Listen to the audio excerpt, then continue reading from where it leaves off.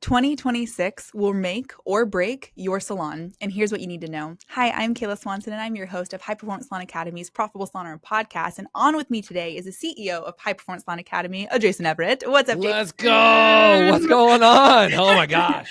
2026 is going to take some people out at Isn't the that a wild kneecap, sentence so, to think about? We're like weeks away. Look, man, first of all, if you're listening to this in 2026, this is going to be the defining year for you. Like, I'm just putting this out there right now, is like, it is Dun, dun, not dun. okay to be screwing around anymore. Business is messy right now.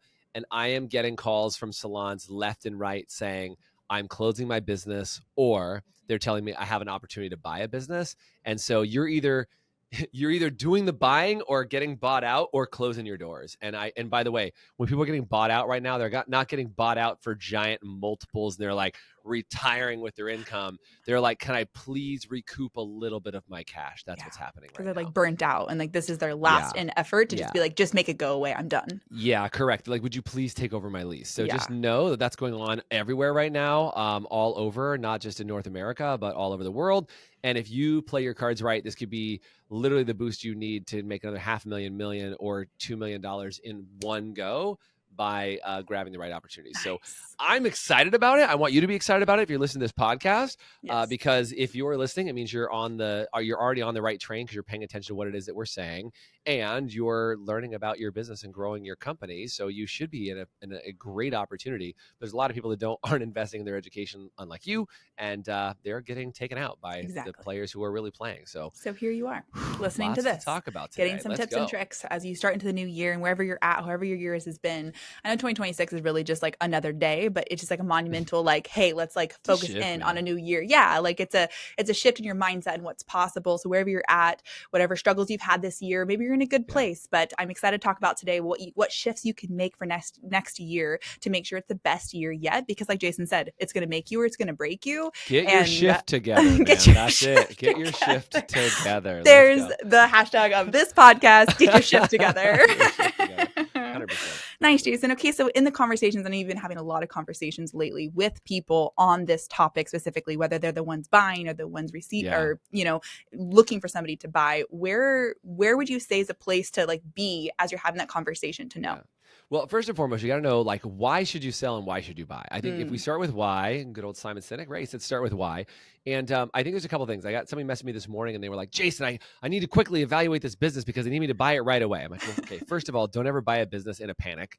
If you're buying a business in a panic or somebody needs it to be here right away, that should only be one of two good things. Right. Is that if that business really needs to sell, then you've got a lot of advantage, and don't take the first offer. And like, there's so many things to be mindful of. Yes. But let's talk about it from this standpoint. Like I said, there are two people. There's a buyer and a seller. And right now, are we in a buyer market or are we in a seller market? And really, we're in a buyer's market right now. Meaning, if you have the financial capacity to buy out another business, and by the way, one of our clients, Trish Bates, man, she just was going into this agreement. I think I can talk about this, but anyway, she had the opportunity to potentially buy out another salon. And she said, this gal came to me and was like, hey, she has it's close as I can to the knowledge that I have on what this was. It was like a 15 chair salon. She has like a 6 or 8 chair salon. Wow. She could buy a 15 chair salon. And she's like, I'm bursting at the seams. I am so busy, I can't see straight. And this salon, literally 1 block from me, has a 15 chair salon, and they have like 5 employees. Wow. And she's like, and they're just really hurting and they're struggling and she needs to get out of it. She owns the building and she wants to make a deal. And she told me about this deal. I'm like, oh my gosh, Trish, this is an amazing deal. And, don't get me wrong. She's paying for the business and paying for the property. Yeah. But it's a roll up, meaning she's getting the business and the building all in one swoop. She can finance the whole thing through the Small Business Association, SBA financing. And like, she gets to buy the whole thing out. And I was like, what a killer deal. And she goes, Jason, you don't understand. Like, I'm turning away clients because we don't have enough spots. As soon as I move into this business, I'm going to be able to just massively grow. And I might go up another $500,000 or $1 million this next year, right out the gate. And I'll finally own real estate. And I'm like, Trish, that's incredible. And like, if you're listening to that, like, that's what you want. You want to have the right deal show up in front of you. And she goes, man, this used to be a gal. I can't remember if it was a gal she used to work for, or she had just been friendly with, or whatever. And it just happened to come around because Trish is an incredible owner inside of our Platinum program. People know she's doing really well. Her salon is slammed and being successful. And so the salons that are struggling are like, I don't know what we're doing. We're just not getting anywhere. There's no clients getting their hair cut anywhere. Not true at all. Right. And this whole thing is that people just get in this weird spot. And I bring it up because, you know, we have some cleaners that clean our office, and they messaged us this week, and they were like, "Hey, just so you know, we're closing our doors like this week. We Effective can't keep immediately. operating. We're Effective done. immediately. Like we're not cleaning your place this week. Be like, our we're appointment like, this week done." And I'm like, you know what though? But here's the thing: there are so many business owners that don't operate a real business. They operate like a hobby instead of like a business, and they are closing down their doors. Now, this sounds like cruel and heartless. But the opportunity for you as a business owner that actually runs a legitimate business and knows how to make a profit is you can walk into a business that wasn't taking it seriously, that wasn't doing things right. Maybe they were, like we call it pretty or profitable. You can go find a business that was more focused on being pretty than being profitable. And now all of a sudden, you can go take that business, and like Trish is going to not have to infuse a whole bunch of money into that deal. All she can do is take her staff there. They're going to spread out, maximize the square footage of that business, and she's going to be able to take what she was cramming in this little tiny company and move it to a big company, which is huge. And so that's why I'm going to give you my first rule of this is, do you know what's called your capacity utilization? Ooh. I have a whole training on capacity utilization. And if you don't know what your capacity utilization is that you've got to be at 80+% of your capacity utilization before you're ready to buy another salon. Meaning if you have 10 chairs, I'm just using easy math here. If you have 10 chairs, what would be 80% capacity utilization? Now, most people would say, well, Jason, 8 staff would be capacity utilization, right? As you said, 80%, I have 10 chairs. If I have 8 staff, that's 80%. Wrong answer. Okay. So yeah, I know you think that's the case, but that's not right. So what 80% capacity utilization is of your maximum allowable volume. So if you're split shifting and you're running 2 different shifts throughout the day, that means if you have you have a morning shift and an afternoon shift, that means with your 10 stations, and especially if you're open 7 days a week, there's a lot of opportunity there. We want 80% of your maximum allowable, easy for me to say, still can't say it, allowable volume of your business. So let's just assume we're going to split shift. Okay. That means with 10 stations, that means you can have 20 people working inside your salon. And that means all 20 people have to be at 80% of their capacity of how many guests they have. Because you have a client who's coming, or you have a staff member who's coming in once a week, that's not really 80%. You want them to be 80% full. So Trish happens to be in that unique situation where she's sitting about 80% of her capacity. She's overstaffed for her small size salon. She's pushing the boundaries and pushing the limits, and 80% is normally what happens. And by the way, that's a formula they use from all types of different businesses. But one of the ones that came from was from mega churches. What they found is that when you would go into a church, when it feels about 80% full when you walk in the room, it's hard to find seats. You feel like you're imposing on people. It just feels too busy, so you don't go back. And what they found is that once a church would reach about 80% of its capacity, people would start to find other churches to go to because it just felt too busy. And your salon is the exact same way. We're trying to maximize for that capacity utilization and make sure that you're not turning away guests. So again, Trish had to be in a good spot. She had all her financing in order. She had everything buttoned up. And literally within 1 week, I went from, she messaged me and was like, hey, I'm thinking about buying this. And then she's like, I'm in escrow. And I'm like, that's amazing, right? Yes. So she's already an incredible salon owner. Now she's going to level up again. And she goes from like being a medium salon owner to being a big salon owner in like one move. Wow. Which I'm super stoked about. And I would say a lot of the salons that I have that are in our academy that are over $2 million, okay? We have salons that are over $2 million. You know, they're often saying like, well, I'm at 3 million, I'm at 5 million, I'm at 6 million. Like, what do I do to go to another million and go to bolt on another 2 million? Well, you know, starting another salon from scratch, really, really hard to get it up and off the ground and know it's in the right location, all that stuff. But acquiring another salon that's maybe struggling or having an issue that you slap your brand on top of and can deal with, that might be a $500,000 or $1 million bolt on. And especially if they're not running at a profit and you can take them over for pennies on the dollar for what you're doing, that's an incredible opportunity. So I'm talking about it from the perspective of the salons that are in a position to buy. Now, if you're listening to this, you're like, oh my God, I'm the one that's struggling. Call and get some friggin' help. Like, let us know and say, Jason, I need to turn this around so I can be the one turns my business around the next 3 to 6 months, gets you where you need to be. And then you'll be in that opportunity to pounce on those deals when they become available. Because the last thing you want to do is when everything is quote unquote on sale, be out of cash to buy anything. And I know this sounds horrible, but I think my prediction for 2026 is there's going to be a lot of salons on sale. I'm seeing it. People are messaging me. They're asking me if I want to buy their salon. And I'm like, they're trying to sell something that has almost no value. They're like, I'm just done. I'm ready to retire. Do you know how many people are in the baby boomer age that are trying to retire from their salons in their later 60s, 70s, and even their 80s that are like, I'm good. I'm ready to retire. And if you have the opportunity to take over their business, magical. Literally. Magical. Semi-established in that place. That's amazing. 100%. And then there's those people who are like, okay, well, I'm the one who, like, if you're listening to this, you're like, yeah, that's great, but I'm on the other side of it where I'm struggling, Jason. What would be like those people who are like, they don't want to sell, or maybe they are thinking about that. That's what's on their mind. To sell. And that's, you never want to be forced to sell. You want to start putting a plan in place. That's be your last option. You don't want to be there. Opening a new salon or remodeling? Feeling overwhelmed? We've got you. At Collins, we custom build salon equipment made just for you in Tennessee, with local reps and designers to guide you from layout to delivery. Explore at collins.co/HPSA. Yeah, and by the way, I just say you never want to be forced to sell, meaning I can't work anymore. And let me just take a beat on this from a heart perspective, because on the other side of this, like my dad at 60 years old was an excavator and contractor. He fell off his tractor when he was 60 years old and like hurt his back and couldn't work anymore. And he had to completely close down the business. He lost his business. He lost his house. He lost everything. And somebody bought my dad's house at a fire sale. Somebody probably bought my dad's equipment at a fire sale. And so like, I want to be super clear. I'm not trying to be heartless here to be like, let me make some money off somebody else's misfortune.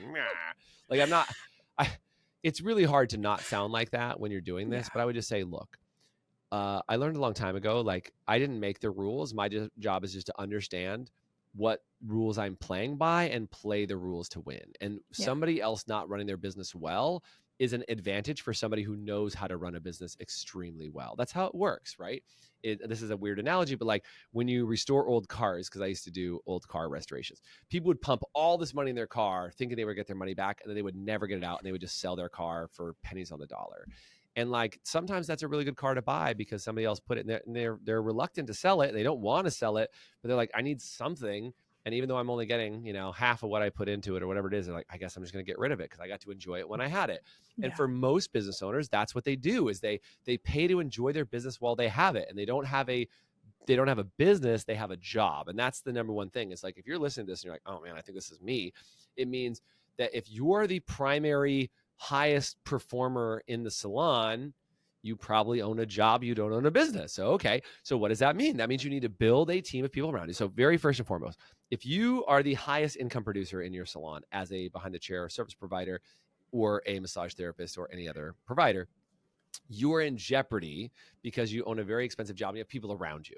So how do we transition from that mentality of I'm the highest paid service provider to how do I build a management team and how do I build up other people around me? Because I said this before we were starting the podcast, like we are in a universe, like I really do believe that 2026 is going to be in a place that it is no longer an option to not grow your team. You are going to be, it is an obligation for you to help your team earn the income they deserve.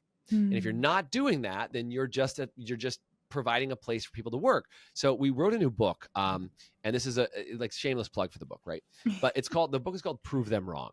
And I wrote it in conjunction with all the High Performance Salon Academy mentors, and it's called The Six-Figure Guide to Build the High Performer's Guide to Build a Six-Figure Beauty Career. So whether you're a stylist, an esthetician, massage therapist, whatever, how do you create a six-figure career in the beauty industry? And we wrote it as like a love letter to the service provider saying, you deserve to make more than 100K a year.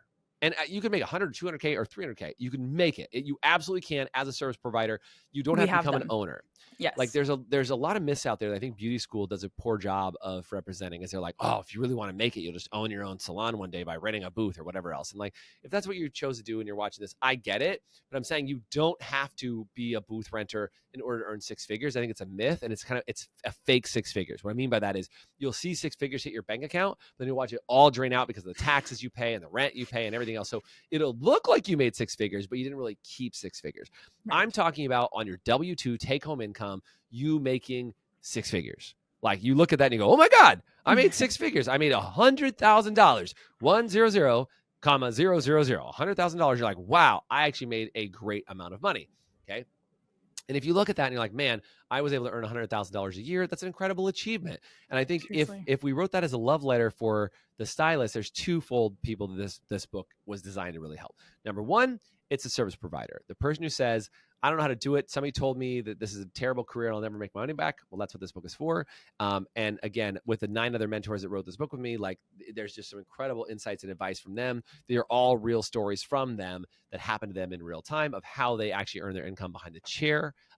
And then it's also designed for the staff, meaning, sorry, not the staff, but for the owners, meaning if a salon owner is like, man, I don't really know, because it's like deep, dark secret that maybe some of you guys will acknowledge while you're listening to the podcast, but some owners don't know how to help their team make 6 figures a year. And they're like, well, I don't really know. Either I haven't done it myself, or even I've done it, but I can't get other people to do it. What if I told you there's an exact roadmap that you could literally follow to say, hey, I'm going to get this book for my whole team. We're going to do a book study together. And this year is going to be the last year that my staff doesn't make 6 figures. I'm like, let's do that. Yeah. Right. It's like, let's go. And so I was like, okay, if you no longer, and this is why people leave a salon, they leave a salon because they run out of future. They think that they've tapped out and they've maximized themselves and whatever. If you get them to read this book, it talks about what the potential is beyond what they've already done. It shows them what else is possible. It shows them, kind of in a sneaky way, all of the ways that you've been telling them to grow, but they hear it differently when they listen to the mentors or me talk about it. And they come back to you and they're like, man, I heard some really great ideas about selling more retail products. Or like, I was thinking about investing in my personal development. Or like, I was thinking, because I'm at this phase, there's 3 or 4 things I really deserve to be doing to get to the next level. And like, the goal of Prove Them Wrong is they become self-motivated and get you there. And I think those are the things where, like, if you're in a spot where you can help somebody else succeed, that's what's going to help you become a high income earner. And it puts you in that position, Kay, like we're talking about, that you will have teams of people underneath you earning more than 6 figures per year. And don't get me wrong, you will earn a piece of their income off of that, just like you should in any business. And that will help beef you up to the point where you actually run a successful business instead of owning a job that you're doing most of the work for. Ready to transform your business and improve your salon's profitability? With Lonza's 3-in-1 technology and intermixable shades, your hair color inventory is streamlined with limitless creativity behind the chair. Click the link below to unveil the secret to salon success. I think a lot of people get stuck on like, well, I'm the highest earner. I can't step out from behind the chair. Like, sure. I got to keep grinding. And you might not be able to yet, but there's some systems in place you can do so you can step out from behind the chair.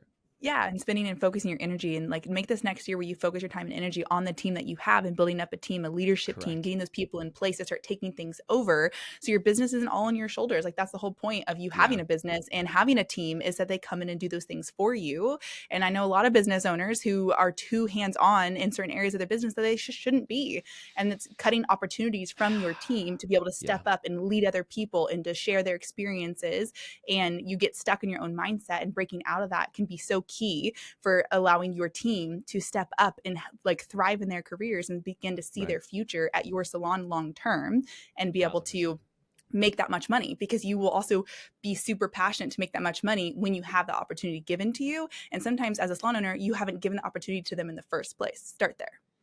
So good. Yeah, 100%. I think there's a lot of opportunity for people. And, what I would just say is do the right thing at the right time. Timing is really, really important. I have a lot of salon owners that reach out to me that want to, they want to get out from behind the chair as soon as possible. And it's the same thing. If you buy a salon when you're not ready, that's catastrophic. If you leave from behind the chair too early, also catastrophic. So you got to do the right move at the right time. Remember when I mentioned that you're 80% capacity utilization? Same thing is, you want to make sure that 80% of your income comes from revenue generated from non-behind the chair before you pull out of 100% of your income.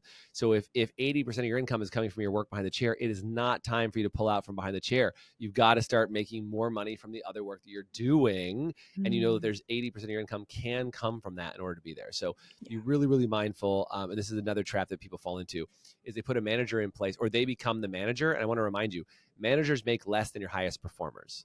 I'll say it again.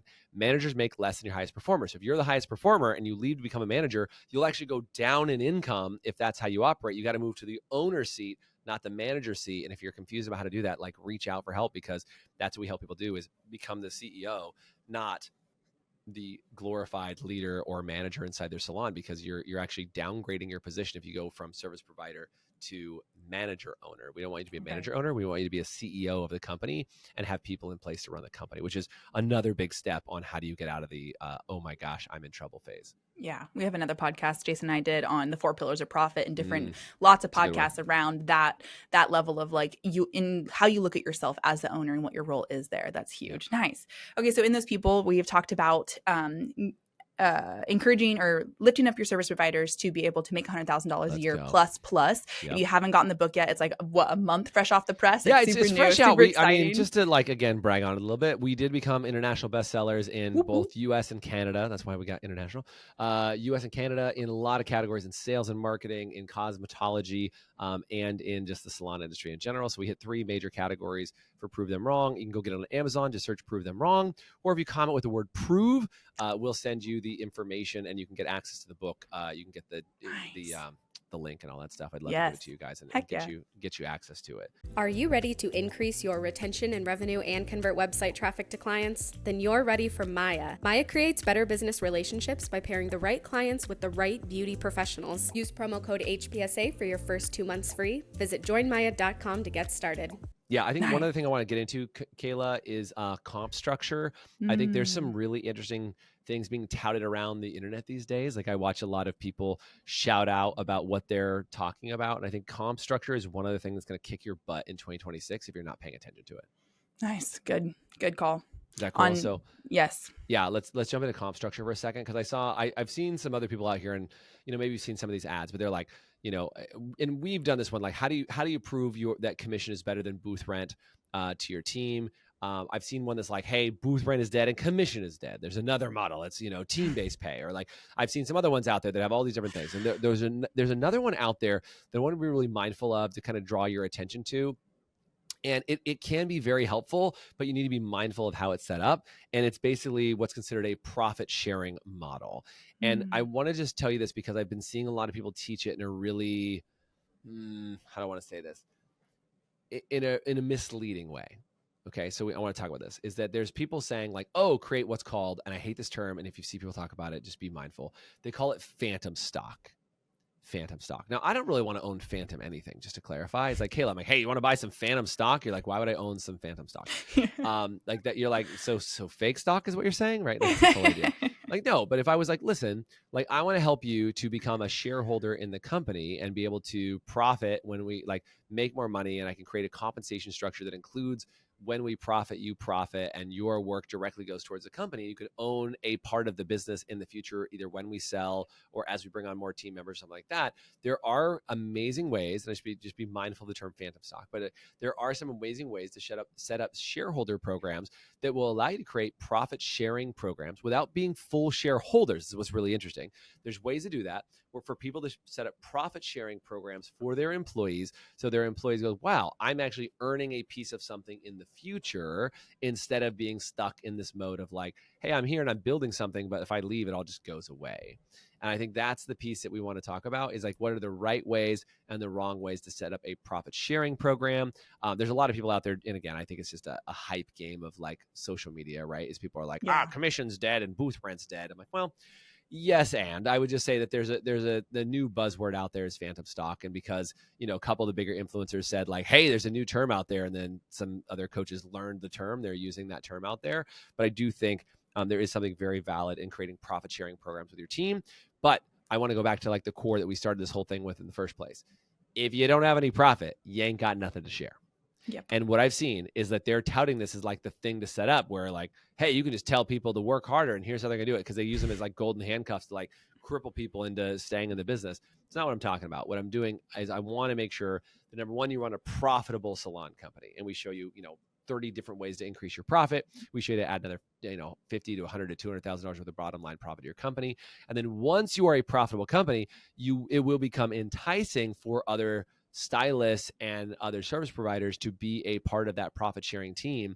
But this is what came up on a call we had last week in our elite program for our high-end salons over $2 million.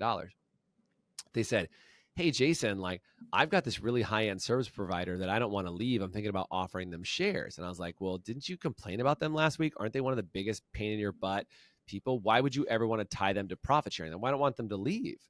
I was like, well, okay, now you're making a decision out of fear and scarcity. And if this person is not somebody that you like, you want them because they make you a lot of money, but you don't want them because you're a pain in the butt, that is not who you offer shares to. Right. So don't use them as golden handcuffs to keep a toxic employee inside of your salon. The goal would be, who adds value to your business by being a profit partner or a profit sharing partner inside the business. That's what you're looking for. Somebody who, because they have some skin in the game and they have some equity in what they're building, it creates some really good opportunity for them. That's who you want, is somebody that, like, you're not just mad if they leave, but you are excited for them to stay.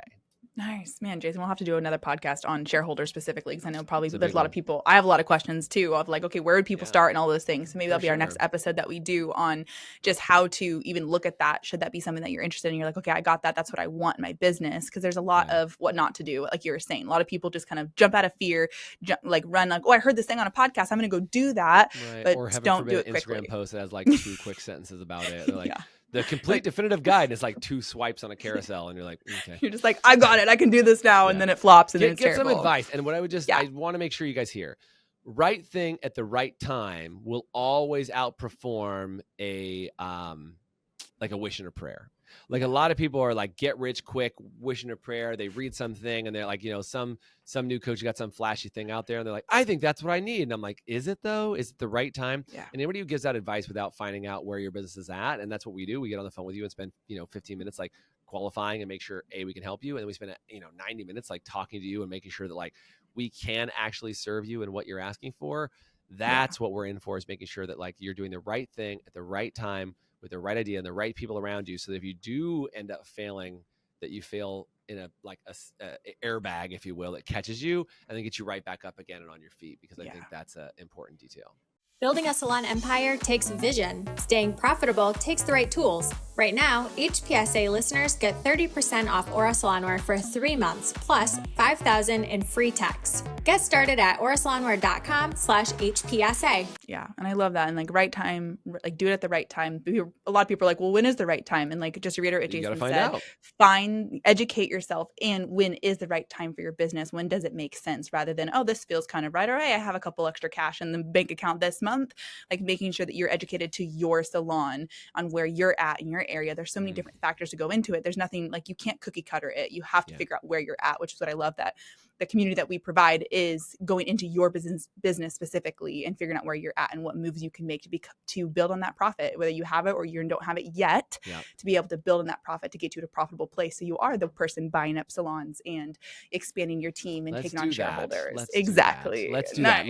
Let's grab all the staff that are leaving these other salons that are not being run well. I just was talking to one of our mentors today, and she said, Jason, I literally just messaged a bunch of stylists. I'm like, hey, if you're ever unhappy, like keep me posted. And she's like, I got 3 people who messaged me back, and they're like, I am very unhappy. I'd like to go somewhere. And I'm very mindful. I don't ever want to advocate people poaching other people, but just if you're like, hey, if you ever need a home, like we've got a good spot for you. And she just is friendly and warm and is like, just let you know if you ever need anything, or if you know anybody, please keep me posted. And it's just a good reminder that people are really evaluating their relationships right now. And you need to make sure that you've got a good grasp on your team and what you're about, because if you are clear on where you want to go and what you want to do, other people will come with you. And that's what we're good at doing inside the academy. Exactly. Man, I love that. Okay, well, as we're wrapping up this podcast and 2026 is coming down, literally weeks away from it, Jason, what would be some really, as people are rounding out this year in anticipation for next year, what would be some nuggets that you would tell them into preparing for the new year to come? Yeah, I mean, first and foremost, I would say it's time to get really lean and really mean. It is going to get harder. Competition is going to get harder. Inflation is going to be heavier, and your guests are going to make smarter decisions. Meaning, if they feel like they're going to save $1 by doing something, they will. So, it's just, you can't play the game you played last year. Like 2025 is over. It's gone. It's done. Light it on fire. Let's move forward. Like burn the boats. Also, and let's get into 26 and let's make some big things happen. I think 2026 is going to be harder, but I think that if you're smarter and that you get some help and support and all those things, then you're going to do just fine. And if you are on the upswing in 2026, then incredible things are going to be happening around you. And I want to help you be on the upswing. So I don't know, comment upswing. Maybe that's what I'll do. Comment upswing if you want some help, and we'd gladly get you guys some more information and help you guys be on the upswing in 2026. Because get your support in there, knowing that it's going to be a new year to face. Like find the support, find the places that you need to make sure that you're in a good spot. Take the learns from last year, say hasta la vista, and move forward in the next year. Because even though it's harder, you got this, and you're going to curate a killer business. Is why you got into this business in the first place. So thank you, Jason. Always a blast to hang out with you. Hope you learned a lot out of this. Reach out if you want any support. We'd love to be able to analyze your business and see if you'd be a good fit to be inside of the academy. And if we don't talk to you sooner, Happy New Year, and we'll see you next time on the Profitable Salon Owner Podcast. Bye for now. Thanks, guys. You've been listening to the Profitable Salon Owner Podcast. Be sure to like, subscribe, leave us a review, and check us out at ProfitableSalon.com for more episodes, content, and to help you turn your salon into the business you've always dreamt of.